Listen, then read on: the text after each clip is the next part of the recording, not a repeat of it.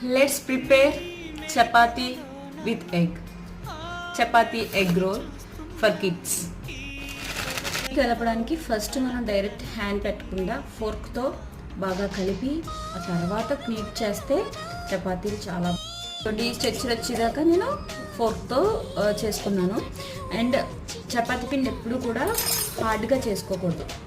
ఇలా మెత్తగా ఇలా అయితే చపాతీ చాలా చాలా స్మూత్గా వస్తుంది, బాగుంటుంది.